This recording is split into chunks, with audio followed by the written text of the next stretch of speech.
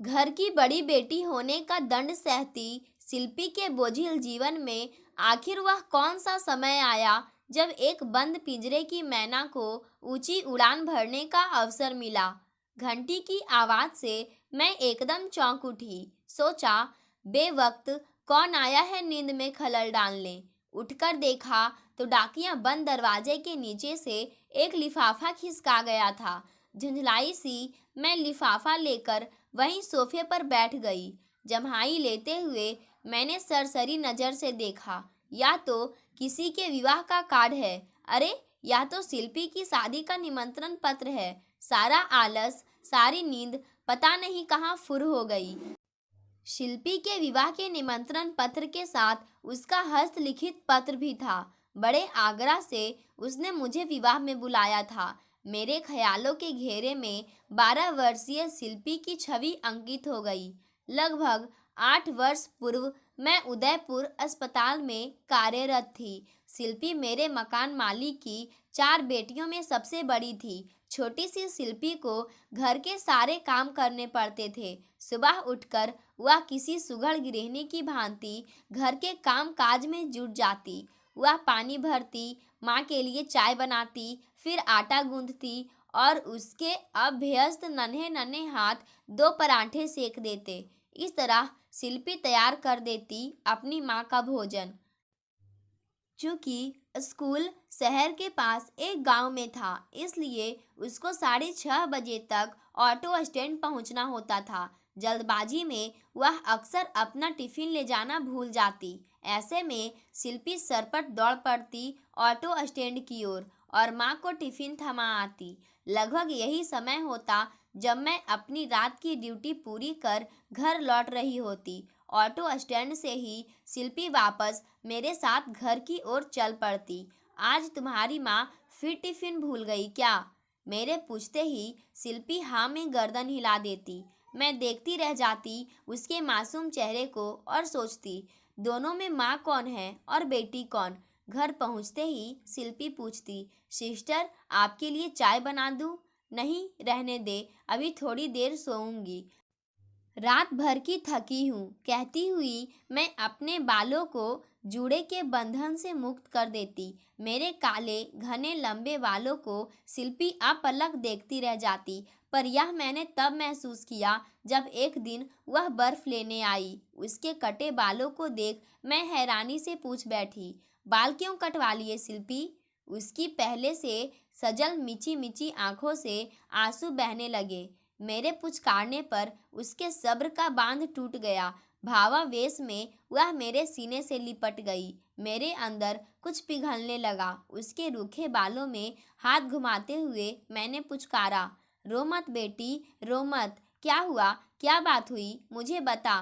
सिसकियों के बीच उभरते शब्दों से मैंने जाना कि शिल्पी के लंबे बालों में जुएं पड़ गई थी। माँ से सार संभाल ना हो पाई, इसलिए उसके बाल जबरदस्ती कटवा दिए गए। सिस्टर, मुझे आप जैसे लंबे बाल।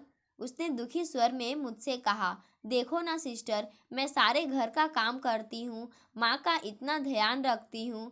क्या हुआ जो मेरे बालों में जुएं पड़ गई? इसका मतलब यह तो नहीं कि मेरे बाल।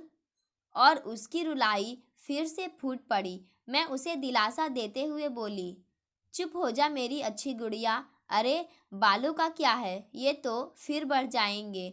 जब तू मेरी जितनी बड़ी हो जाएगी तब बढ़ा लेना इतने लंबे बाल। हमेशा चुप रहने वाली आज्ञाकारिणी शिल्पी मेरी ममता की हल्की सी आंच मिलते ही पिघल गई थी।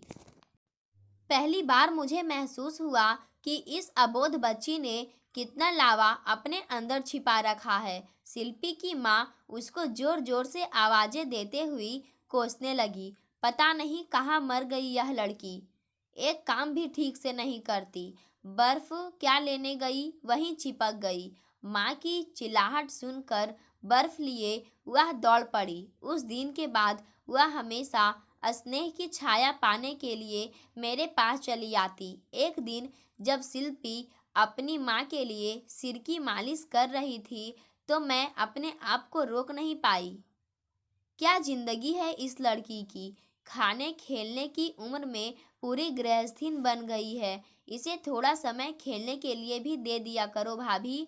तुम इसी की सगी माँ हो, तुम्हें जरा ख्याल नहीं आता कि क्या करूं सिस्टर, आज सिर में बहुत दर्द था। शिल्पी की माँ ने अपराध भाव से अपनी नज़र नीची करते हुए बोली। मैंने शिल्पी को उंगली से गुदगुदाते हुए उठने का इशारा किया तो उसने हर्ष मिश्रित आंखों से मुझे देखा और आंखों ही आंखों में कुछ कहा। फिर वह बाहर भाग गई। मुझे लगा जैसे मैंने किसी बंद पंछी को मुक्त कर दिया है। आज ऑटो के इंतजार में सड़क पर 2 घंटे तक खड़ा रहना पड़ा। शायद तेज धूप के कारण सिर में दर्द होने लगा है। सोचा थोड़ी मालिश करवा लूं, ठीक हो जाएगा। शिल्पी की माँ सफाई देते हुए बोली। शायद कुछ दर्द के कारण या फिर अपनी बेबसी के कारण शिल्पी की माँ की आंखें नम हो आई थी। यह देख मैं इस समय गलानी से भर गई। क्या करूं सिस्टर, एक लड़के की चाह में मैंने पढ़ी लिखी समझदार होकर भी लड़कियों की लाइन लगा दी। पता नहीं क्या क्या देखना है जिंदगी में। कहती हुई वह अपनी बेबसी पर सिसक उठी। सारा दोष प्रकृति पर मढ़कर वह अपने आप को तसल्ली देने लगी। मैं सोचने लगी कि इन्होंने तो सारा दोष प्रकृति को देकर मन को समझा दिया, पर शिल्पी बेचारी का क्या दोष जो असमय ही उसका बचपन छीन गया। क्या उसका दोष यही है कि वह घर में सबसे बड़ी बेटी है? मन में बार बार यही प्रश्न घुमड़ रहा था। शिल्पी बार बार मेरे मानस पटल पर उभर कर पूछ रही थी, मेरा कसूर क्या है सिस्टर? उस दिन भी मैं सो रही थी कि एकाएक मुझे लगा कि कोई है। आंखें खोलकर देखा तो शिल्पी सामने खड़ी थी। पता नहीं कब आहिस्ता से दरवाजा खोलकर भीतर आ गई थी। वह एकटक मुझे देख रही थी। मैंने आंखों ही आंखों में सवाल किया, क्या है? आपको उड़ती हुई पतंग देखना अच्छा लगता है सिस्टर? मैंने हाँ में गर्दन हिलाई और उसको देखती रही कि वह आगे कुछ बोले, पर जब चुप रही तो मैंने पूछ लिया, क्यों, क्या हुआ? वह चुप रही, मन में कुछ तौलती रही कि मुझसे कहे या ना कहे। मैं उसे इस स्थिति में देख प्रोत्साहित करते हुए बोली, तुझे पतंग चाहिए? उसने ना में गर्दन हिलाई तो मैं झुंझलाते हुए बोली, तो फिर क्या है? वह सहम गई, धीरे से बोली, कुछ नहीं सिस्टर, और जाने को मुड़ी। कुछ कैसे नहीं, कुछ तो है, बता।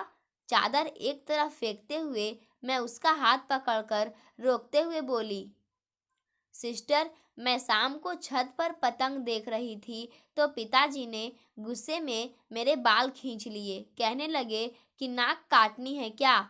लड़की जात है, चल नीचे उतर। सिस्टर, क्या पतंग देखना बुरी बात है? मैंने बात की तह में जाते हुए पूछ लिया। छत पर तुम्हारे साथ कौन था? कोई नहीं। शिल्पी की मासूम आंखें सच्चाई का प्रमाण दे रही थी। और पड़ोस की छत पर? मैं तहकीकात करते हुए आगे बोली, वहाँ 2 लड़के थे सिस्टर, पर मैं उन्हें नहीं जानती।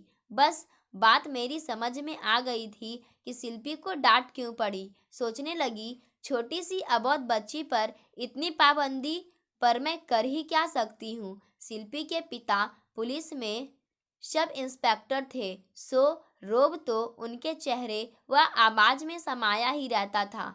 अपनी बेटियों से भी वह पुलिसिया अंदाज में पेश आते थे। जरा सी भी गलती हुई नहीं कि शिल्पी के गालों पर पिताजी की उंगलियां के निशान उभर आते।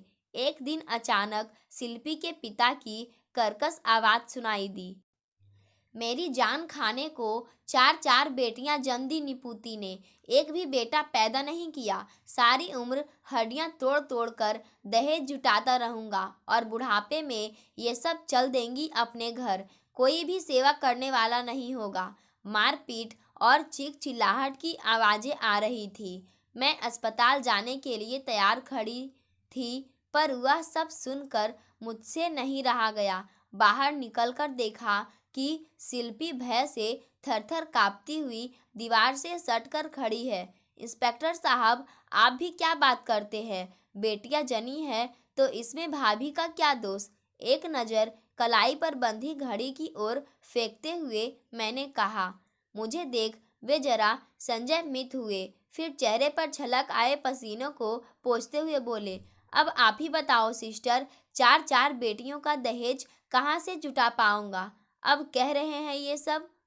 आपको पहले मालूम नहीं था जो चार धार बेटियों की लाइन लगा दी? मेरे कहने पर वे थोड़ा झुंझलाए, फिर कुछ कहने ही वाले थे कि मैं फिर चुड़कते हुए बोली, आप अकेले तो नहीं कमा रहे, नीरा भाभी भी तो कमा रही है। कमा रही है तो रोब मार रही है, घर का कुछ ख्याल नहीं करती। उस छोटी सी लड़की पर पूरे घर का बोझ डाल दिया है। नौकरी और घर गृहस्थी ने तो भाभी को निचोड़ ही लिया है। अब उनमें जान ही कितनी बची है जो आप उनसे और ज़्यादा काम की उम्मीद करते हैं? वे दुखी स्वर में बोले, सिस्टर आप भी मुझे ही दोष दे रही है। देखो शिल्पी का प्रगति पत्र आगे करते हुए बोले, सब विषयों में फेल है। इंस्पेक्टर साहब आप ही थोड़ा जल्दी उठकर शिल्पी को पढ़ा क्यों नहीं देते? जा रे शिल्पी, सिस्टर के लिए चाय बना ला। वे ऊंचे स्वर में बोले, देखो सिस्टर, सारा दिन ये खुद ही लड़की से काम करवाते रहते हैं और दोष मुझे देते हैं। साड़ी के पल्लू से आंखें पोंछते हुए नीरा भाभी रसोई की ओर बढ़ते हुए बोली, तो मुझे एकाएक ध्यान आया कि इस पूरे प्रकरण में मुझे 10 मिनट की देरी हो गई है। मैं उसी क्षण अस्पताल की ओर चल पड़ी। उस दिन के बाद से इंस्पेक्टर साहब रोज सुबह शिल्पी को पढ़ाने लगे, पर उसका पढ़ाई में मन ही नहीं लगता था। उसका ध्यान बराबर घर में हो रहे कामकाज व छोटी बहनों पर लगा रहता।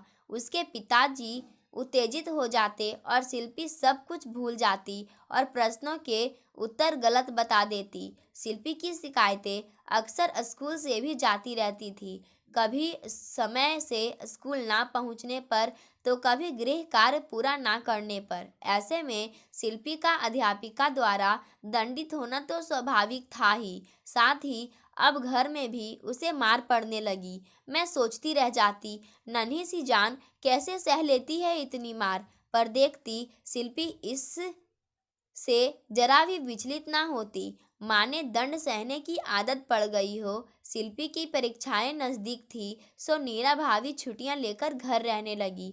अब उसकी पढ़ाई पर विशेष ध्यान दिया जाने लगा। माता पिता की इस एक माह की प्रयास के कारण शिल्पी जैसे तैसे पास हो गई। एक दिन शिल्पी के भाई का जन्म हुआ, जो उसके लिए बेहद प्रसन्नता का विषय था। इससे पहले मैंने कभी शिल्पी को इस तरह प्रफुल्लित होकर चौकड़ियां भरते नहीं देखा था।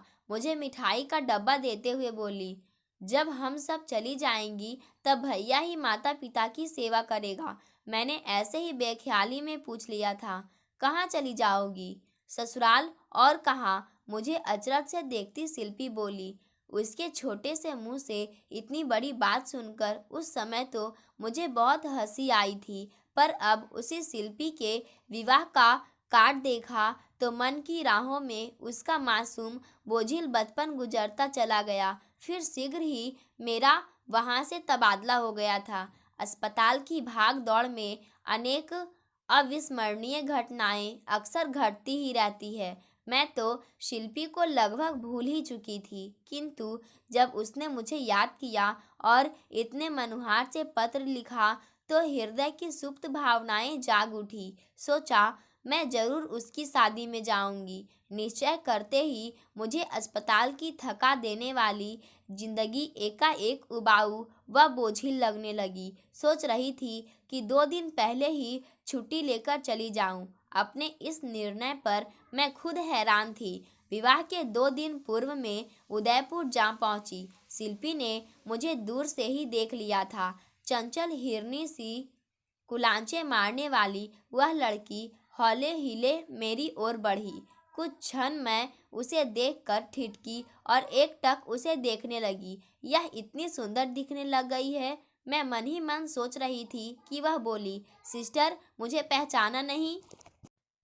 और झट से झुककर मुझे प्रणाम किया। मैं उसे बाहों में समेटते हुए बोली, शिल्पी तुम तो बहुत बड़ी हो गई हो, बहुत सुंदर भी। मेरे ऐसा कहने पर वह शर्मा कर मुस्कुरा उठी। तभी तो शादी हो रही है सिस्टर। उससे इस तरह के उत्तर की मुझे उम्मीद नहीं थी। सोचने लगी कि इतनी संकोची लड़की कितनी वाचाल हो गई। सचमुच शिल्पी में बहुत अंतर आ गया था। अचानक मेरा ध्यान उसके हाथों की ओर गया। यह क्या शिल्पी, तुमने तो अपने हाथ बहुत खराब कर रखे हैं। जरा भी ध्यान नहीं दिया, बड़ी लापरवाह हो। अरे, दुल्हन के हाथ तो एकदम मुलायम होने चाहिए। दूल्हे राजा तुम्हारा हाथ अपने हाथ में लेकर क्या सोचेंगे कि क्या किसी लड़की का हाथ है या। मैं कहे बिना ना रह सकी। मेरी बात बीच में ही काटती हुई शिल्पी उदास स्वर में बोल उठी। सिस्टर, किसे परवाह है मेरे हाथों की। बर्तन मांज मांज कर हाथों में ये रेखाएं तो अब पक्की हो गई है। आप तो बचपन से ही देख रही है। आपसे क्या कुछ छिपा है। अरे, फिर भी क्या हुआ। तुम्हारी माँ को अब तुमसे कुछ समय तक तो काम नहीं करवाना चाहिए था। मैंने उलाहना देते हुए कहा। मेरा जन्म इस घर में काम करने के लिए ही हुआ है। रुलाई को रोकने का प्रयत्न करती शिल्पी को देख मेरे अंदर फिर कुछ पिघलने लगा। मन कर रहा था कि खींचकर उसको अपने सीने में भींच ले, उसे दुनिया की तमाम कठोरता से बचा ले। मेरी नम आंखों को देखकर वह मुस्कुराने का प्रयत्न करते हुए आगे बोली। मैं भी आपसे कैसी बातें करने लग गई, वह भी यही सड़क पर। चलिए अंदर चलिए। सिस्टर, आप थक गई होंगी। मुझे अंदर की ओर ले जाती शिल्पी कह उठी। आपके लिए चाय बना लाती हूँ। बड़े आगरा से उसने मुझे नाश्ता करवाया। मैं देख रही थी कि यूं तो शिल्पी में बड़ा फर्क आ गया है, पर काम तो वह अब भी पहले की तरह उन्हीं जिम्मेदारियों से कर रही है। मेरे पूछने पर कहने लगी, माँ तो नौकरी पर रहती है, उन्हें थोड़े ही मालूम है कि घर में कहाँ क्या पड़ा है। मैं ना देखूंगी तो कौन देखेगा। और यह टीनू अपनी छोटी बहन की ओर इशारा करते हुए कहने लगी, इसे तो अपने श्रृंगार से ही फुर्सत नहीं है। अब देखो ना सिस्टर, जैसे इसकी शादी हो रही है, रोज ब्यूटी पार्लर जाती है। दीदी, आज आपकी पटोला साड़ी मैं पहन लूं।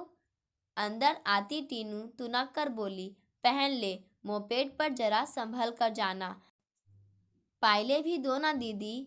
देख, तूने लगा ली ना वही बिंदी। मैंने तुझे मना किया था कि नहीं। मैंने माँ से पूछकर लगाई है। इतराती हुई टीनू निडर हो बोली।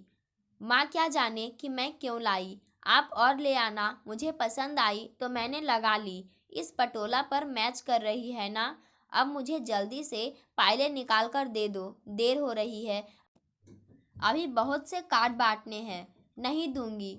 तुम नहीं दोगी तो मैं माँ से कहकर ले लूंगी। ठुनकती हुई टीनू शिल्पी को अंगूठा दिखाकर चली गई। देखो सिस्टर, मेरा कुछ नहीं है, मैं कुछ नहीं, कोई अहमियत नहीं, भरे गले से शिल्पी कह रही थी। शिल्पी, ओ शिल्पी। तभी उसकी माँ की आवाज़ सुनाई दी। हलवाई बेसन मांग रहा है शिल्पी, जरा चाकू लेती आना। किसी दूसरी महिला का स्वर सुनाई दिया। दीदी, पाउडर का डिब्बा कहाँ रखा है। शिल्पी की छोटी बहन ने पूछा। क्या झंझट है, एक पल भी चैन नहीं। झुंझलाती हुई वह उठ खड़ी हुई। मैं बैठी महसूस कर रही थी कि विवाह के इन खुशी से भरपूर क्षणों में भी शिल्पी को चैन नहीं। दिन भर के काम से थकी शिल्पी अपने दोनों हाथों से पैर दबाती उनिंदी आंखें लिए गीतों भरी शाम में बैठी थी और ऊँघ रही थी। उल्लास से हुलसती उसकी बहनें अपने हाथों में मेहंदी रचाए, बालों में वेणी सजाए, गोटा लगे चोली घाघरे में ढोलक की थाप पर थिरक रही थी। सभी बेटियां एक ही घर में, एक ही माता पिता की संतान, एक ही वातावरण में पली बढ़ी, पर फिर भी कितना अंतर था। कुदरत ने शिल्पी को बड़ा बनाकर एक ही सूत्र में मानो जीवन की सारी मधुरता छीन ली थी। शिल्पी के जीवन की वह सुखद घड़ी भी आई जब द्वार पर बारात आई, शहनाई बज उठी और बिजली के नन्हे बल्ब झिलमिला उठे। मैंने मजाक करते हुए दुल्हन बनी शिल्पी को छेड़ दिया। अब मंडप में बैठी हो, किसी काम के लिए दौड़ मत पड़ना। धीमी सी हंसी हंसती हुई वह मेरे कान में फुसफुसाई, फिर कभी इधर लौट कर नहीं आऊंगी। बचपन से चुप रहने वाली शिल्पी के कथन मुझे बार बार चौंका रहे थे। इतना परिवर्तन कैसे आ गया इस लड़की में। मायके से विदा होते वक्त लड़कियां रो रो कर कैसा बुरा हाल कर लेती है, पर शिल्पी का तो अंग प्रत्यंग थिरक रहा था। मुझे लगा सच, शिल्पी के बोझिल जीवन में मधुमास तो अब आया है। उसके वीरान जीवन में खुशियों के इस झोंके ने उसे तरंगित कर दिया है। विदाई के समय शिल्पी के माता पिता, भाई और बहनों की आंखों में आंसुओं की झड़ी लगी हुई थी, लेकिन शिल्पा की आंखें खामोश थी। उनमें कहीं भी नमी दिखाई नहीं दे रही थी, इसलिए वह एकाएक आलोचना व चर्चा का विषय बन गई। महिलाओं में खुसर फुसर होने लगी, लेकिन मैं खामोश खड़ी देख रही थी, बंद पिंजरे को छोड़ती एक मैना की ऊंची उड़ान को। एक नए जीवन का स्वागत वह भला आंसुओं से कैसे कर सकती थी। पाठकों, आज की कहानी यहीं समाप्त होती है। धन्यवाद।